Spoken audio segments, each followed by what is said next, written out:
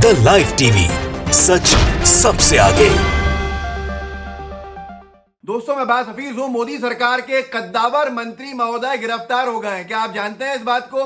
महाराष्ट्र में तिरंगा यात्रा निकाल रहे थे और आज उनकी गिरफ्तारी हुई है। गिरफ्तारी से हड़कंप मच गई है पूरी भारतीय जनता पार्टी में, मोदी सरकार में, क्योंकि इतिहास में ऐसे मामले बहुत कम हुए हैं और पिछले 20 साल में पहली बार ऐसा हुआ है कि कोई केंद्रीय मंत्री इस तरह से गिरफ्तार हुआ और उसने अपनी सरकार की पूरे देश भर में थू-थू करवाई हो।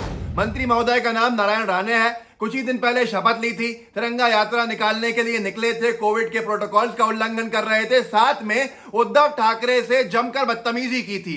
मतलब किसी प्रदेश के मुख्यमंत्री को इस तरह से बयानबाजी करना, किसी मुख्यमंत्री को कहना कि थप्पड़ मारता में होता तो, और बदतमीजी की सारी हदें पार कर देना। अब इनका इलाज करना उद्धव ठाकरे जैसे मुख्यमंत्री ने शुरू कर दिया है। अब भाजपा बहुत थर-थर कांप भी रही है, क्योंकि दूसरे राज्यों के मुख्यमंत्री ने भी यही करना शुरू किया तो भारतीय जनता पार्टी का सही इलाज हो जाएगा। और उद्धव ठाकरे से इनको, मतलब ये समझ लीजिए, ये जो विवाद है ये लेना भारी पड़ गया है। एनडीटीवी ने लिखा है, 20 सालों में पहली बार किसी केंद्रीय मंत्री की गिरफ्तारी, ठाकरे को थप्पड़ वाले बयान के लिए नारायण राणे अरेस्ट। मैं एक काम करता हूं, पहले आपको वीडियो दिखा देता हूं जिसमें 30 सेकंड का, जिसमें नारायण राणे बहुत ही ज्यादा मतलब अति उत्साहित होकर कह लीजिए, या ज्यादा बदतमीजी की सारी हदें पार करने के मूड से कह लीजिए, महाराष्ट्र के मुख्यमंत्री को कह रहे थे मैं होता हूं थप्पड़ मारता उसको। ये आप वीडियो देखिए, मराठी में है, चिंता मत कीजिए, फिक्र मत कीजिए, मैं आपको इसका हिंदी अनुवाद करके बता दूंगा। ये 30 सेकंड का पहले वीडियो देख लीजिए, जिस बयान ने नारायण राणे मोदी सरकार के कद्दावर मंत्री को जेल के अंदर डलवा दिया। देखिए। कानाखालीच चढवले, काय उपाय नाही, वॅक्सिन नाही, हे नाही, ते नाही, स्टाफ नाही, डॉक्टर नाही, भयावह परिस्थिती महाराष्ट्राच्या आरोग्य विभागाची होती ना। बोलायचा अधिकार तरी आहे का? बाजूला म्हणा एखादा सेक्रेटरी ठेवा आणि विचार बोल, त्याविषयी नाही काय? किती वर्ष आली देशाला स्वतंत्र? तिलक महोत्सव काय कानाखाली चढवले। अब ये जो वीडियो है ये और इसके सही जो धमकी है उद्धव ठाकरे मुख्यमंत्री महाराष्ट्र उनको दी, इन्होंने बदतमीजी की सारे हदें पार कर दी, अपने आप को मुख्यमंत्री से ऊपर समझ बैठे, जो संविधान का एक बड़ा पद है, संवैधानिक पद, और साथ में इन्होंने प्रोटोकॉल्स का इतना उल्लंघन किया कोविड के, यात्राएं निकाल के महाराष्ट्र में अभी तिरंगे यात्रा 2 दिन के अंदर, कि ये भूल गए कि वो महाराज जहां पर कोविड का बहुत ज्यादा प्रकोप रहा, बहुत ज्यादा तबाही रही, वहां पर मोदी सरकार के मंत्री महोदय सारे नियमों से ऊपर चले गए। तो एनडीटीवी ने लिखा था, आज सुबह महाराष्ट्र में बीजेपी नेता और केंद्रीय मंत्री नारायण राणे की गिरफ्तारी का आदेश, 36 एफआईआर दर्ज हुई थी इनके ऊपर। अब ये जो बयान के अंदर बोल रहे हैं, पहले मैं आपको बता देता हूं कि वो क्या बोल रहे हैं। उन्होंने ये बोला इस बयान के अंदर कि अगले नारायण राणे ने सोमवार को एक बयान में कहा था, यह एनडीटीवी ने लिखा है, जो आपने अभी सुना, कि सभी व्यवसाय आज त्रस्त हैं। अगले 10 साल लोग अपना सिर दोबारा ऊपर नहीं कर सकते, ये केवल इस व्यक्ति यानी उद्धव ठाकरे की वजह से हुआ है। उनकी वजह से महाराष्ट्र में 1,57,000 लोगों की मौत हुई है कोविड से। ना ही वैक्सीन है, ना स्टाफ, ना डॉक्टर, कुछ नहीं। वैक्सीन की कमी किसकी वजह से हुई है? आप अच्छे से जानते हैं, मोदी सरकार, जिनके मंत्री नारायण राणे हैं। लेकिन ये आरोप लगा रहे थे झूठा उद्धव ठाकरे जी के ऊपर।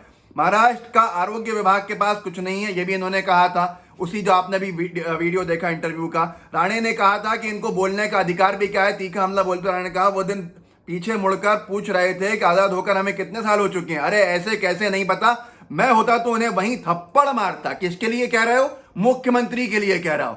योगी सरकार के अंदर कोई कह देता है, अगर थोड़ा सा योगी आदित्यनाथ जी के ऊपर अभी एक साउथ इंडिया का, दक्षिण भारत का एक व्यक्ति ने, एक बुजुर्ग व्यक्ति ने वीडियो बना दिए थे, तो इन्होंने उसको अरेस्टिंग करा दी थी वहां से। क्यों? क्या आरोप था? ये जुर्म था कि साहब योगी आदित्यनाथ जी के खिलाफ इन्होंने वीडियो बनाया था। अब अनभक्त मंडली जो है वो तकलीफ के अंदर है और ये कह रही है कि भैया बोलने की आजादी, बदतमीजी की आजादी कहां है? मेरे भी आपने बहुत से वीडियोस देखे होंगे। नरेंद्र मोदी जी को अगर मैं आलोचना करता हूं तो एक दायरे के अंदर करता हूं, तमीज तहजीब, क्योंकि वो प्रधानमंत्री के पद पे बैठे हुए हैं, भले ही वो डिजर्व करते हो या नहीं करते हो। यहीं पर यहां पर भक्त मंडली का पूरा नजरिया बदल जाता है। मैं आपको दिखाता हूं और कि इन्होंने आगे कहा, ये पूरा का पूरा वहीं होता, थप्पड़ मारता में होता अगर वहां पर। देश को आजाद होकर कितना समय हुआ वो इन्हें नहीं पता। तो ये आपने इंटरव्यू भी देख लिया। अब यहां पर ये सिर्फ इंटरव्यू, इनकी मुसीबत ये नहीं बना है, बल्कि अब इनका इलाज ऐसा हुआ है कि भारतीय जनता पार्टी के जितने बदतमीज नेता हैं, चाहे वो प्रज्ञा ठाकुर हो, भोपाल की सांसद, चाहे वो जो साक्षी महाराज हैं वो हों, उत्तर प्रदेश से सांसद जो हैं, चाहे वो कोई भी हो, अब हर इंसान को लग रहा है कि हाँ हमारी गिरफ्तारी भी हो सकती है। ऐसा नहीं है, हम तो सिर्फ सांसद हैं। केंद्रीय मंत्री को गिरफ्तार कर लिया, इन्हीं की भाषा में इन्हीं को सबक सिखाया उद्धव ठाकरे ने और एक नई नजीर कायम करी कि जितने बदतमीज हैं, अगर इनकी जबानी जो राजनीति है बदतमीजी से भरी ये बंद नहीं होगी तो इनको जेल में जाना पड़ेगा। पश्चिम बंगाल में चिंता में आ गई है पूरी भाजपा। छत्तीसगढ़ में भूपेश बघेल का चेहरा देख देख के नींद खुल रही है भारतीय जनता पार्टी के बदतमीज नेताओं की, क्या हमें कब जेल में डाल दिया जाए क्योंकि नारायण राणे केंद्रीय मंत्री को नहीं छोड़ा गया है। ये भारत का कानून है और ये कानून जब चलता है, जब इसका चाबुक, तो अच्छे अच्छे जो है वो अंदर सही होने के लिए चले जाते हैं। और नारायण राणे ने सिर्फ ये इंटरव्यू दे के अपनी मतलब मुसीबतें नहीं खड़ी की थी, मुसीबत तो उससे पहले खड़ी कर ली थी। नारायण राणे साहब को टेलीविजन पर शायद दिखने का और छपने का बड़ा शौक है। पूर्व मुख्यमंत्री है महाराष्ट्र के, कितनी कितनी ज्यादा बेइज्जती हुई है, कितनी फजीहत है, कितनी थूथू है कि पूर्व मुख्यमंत्री जेल के अंदर बैठे हुए हैं जाकर, सिर्फ अपनी बदतमीजी भरे बयानों की वजह से, राजनीति चमकाने के लिए, सस्ती लोकप्रियता पाने के लिए। ये वो महाशय हैं जिन पर भाजपा के ही नेताओं ने दाऊद इब्राहिम से संबंधों के आरोप लगाए थे, लेकिन भारतीय जनता पार्टी में चले गए तो वॉशिंग मशीन साफ हो गए। अब भाजपा में जाकर ये जेल में भी चले गए। साथ में अब भाजपा कहेगी ये तो स्वतंत्र सेनानी की तरह हो गया मामला, क्योंकि भारतीय जनता पार्टी के किसी नेता के ऊपर कुछ भी हो जाए भाजपा उसको वाहवाही का बताती है कारण। अब मैं आपको बताता हूं इंटरव्यू को लेकर, नरेंद्र मोदी जी भी इनसे नाराज बताए जाते हैं। किस वजह से? शायद इसीलिए इनकी गिरफ्तारी भी हो गई। मैं सिर्फ एक अंदाजा लगा रहा हूं, क्योंकि ये सांसद हैं, राज्यसभा सांसद हैं और केंद्रीय मंत्री हैं। जो पुलिस ने आदेश जारी किया था इनकी गिरफ्तारी का, नासिक के सीपी ने, उन्होंने, कमिश्नर साहब ने, उन्होंने इस आदेश के साथ में लिखा था, ये लिखा है एनडीटीवी ने, बोल्ड में लिखा हुआ, आप देख लीजिए अपनी स्क्रीन पे, केंद्रीय, क्योंकि नारायण राणे केंद्रीय मंत्री और राज्यसभा सांसद हैं, इसलिए उपराष्ट्रपति को सूचित कर पूरी प्रक्रिया का पालन करें। नासिक पुलिस, नासिक साइबर और पुणे पुलिस में नारायण राणे के खिलाफ मामला दर्ज किया गया। 36 FIR हुई थी। नासिक के कमिश्नर साहब ने साफ लिख दिया था कि सूचित कर दीजिए जो यहाँ के उपराष्ट्रपति हैं हमारे देश के, वेंकैया नायडू जी, उनके ऑफिस को कि हम इनको गिरफ्तार करने वाले हैं क्योंकि ये सांसद हैं।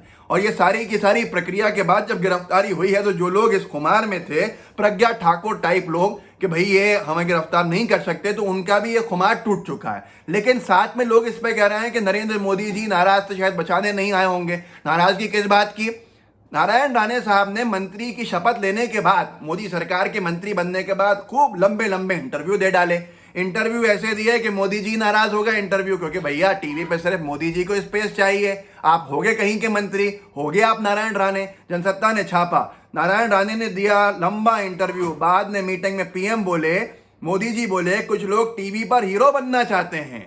तो ऐसे हीरो बनते बनते विलन बना दिए गए नारायण राणे साहब, जिनको मोदी जी ने, जिन पर तंज कस दिया था मीटिंग में कि कुछ लोग बड़े बड़े इंटरव्यू देके टीवी पे हीरो बनना चाहते हैं। तो नारायण राणे साहब को ये सारी चीजें, छपास की बीमारी कह लीजिए, जो भी कह लीजिए, ये बहुत भारी पड़ गई है। और अब शिवसेना ने भी उनके कार्यालय पर जाके क्या हश्र किया है। मैं निंदा करता हूं किसी भी तरह की हिंसा का, लेकिन ऐसे लोगों का इलाज कैसे किया जाए। अब जो अनभक्त इस पे ये कहेंगे कि भाई कुछ नहीं बोल सकते क्या देश के अंदर किसी के खिलाफ, तो फिर क्यों गालियां देते हो मोदी जी के खिलाफ बोलने वालों को? क्यों बुरा भला कहते हो योगी जी के खिलाफ बोलने वालों को? आए दिन योगी आदित्यनाथ जी कभी साइबर पुलिस अरेस्ट करवा लेते हैं लोगों को, कभी अपनी पुलिस को भेज कर अरेस्ट करा लेते हैं लोगों को। किसी ने भाषण में उनके खिलाफ बोला हो तो गिरफ्तार, किसी ने यूट्यूब पर उनके खिलाफ वीडियो बनाया हो तो गिरफ्तार। तो नारायण राणे क्या आम जनता से ऊपर हो जाएंगे? क्या भारतीय जनता पार्टी आम जनता से ऊपर हो जाएगी? ये सही सबक सिखाया गया है। लेकिन याद रखिएगा, बीजेपी में वो हो रहा है जो कभी भी नहीं हुआ है पिछले कई सालों में। सोचिए, उप मुख्यमंत्री और 20 साल में पहली बार कोई सांसद और केंद्रीय मंत्री, 20 साल में पहली बार कोई केंद्रीय मंत्री और उप मुख्यमंत्री तो हैं ही वो, और पूर्व उप मुख्यमंत्री तो हैं ही वो, गिरफ्तार हुए हैं। आप सोचिए, इतिहास रच रही है भारतीय जनता पार्टी, पर उन भक्तों को लगता है कि ये इतिहास स्वर्णिम है। ये इतिहास स्वर्णिम नहीं है, अंधकार से डूबा हुआ है, बेइज्जती में डूबा हुआ है। ये इस चीज को आगे बढ़ाइए, लोगों को बताइए कि क्या हुआ है। नारायण राणे साहब का अदालत गए थे एंटीसिपेटरी बेल लेने के लिए, अग्रिम जमानत, अदालत ने रिजेक्ट कर दी इनकी अग्रिम जमानत। इतनी बदतमीजी, सारी हदें पार कर देना, सारी सीमाएं लांघ देना, और उसके बाद ये कहना कि साहब आजादी है हमको। तो इस वीडियो को आगे बढ़ाइए और फिर ये कहिएगा पहले योगी जी से कि वो भी गिरफ्तार करना छोड़ दें लोगों को जो उनकी आलोचना करते हैं। आलोचना करने वालों को गिरफ्तार किया जाता है। यहाँ बदतमीजी, ऐसी बुरी बदतमीजी एक महाराष्ट्र के मुख्यमंत्री का इस तरह से अपमान करना और इस तरह से धमकी देना कि थप्पड़ मारेंगे। अगर मैं मोदी जी के बारे में ऐसा कहूं तो अच्छा लगेगा क्या देश क्या? नहीं लगेगा, इसीलिए कभी नहीं कहता। इस वीडियो को आगे बढ़ाइए,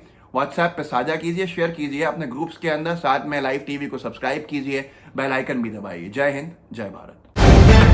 द लाइव टीवी, सच सबसे आगे।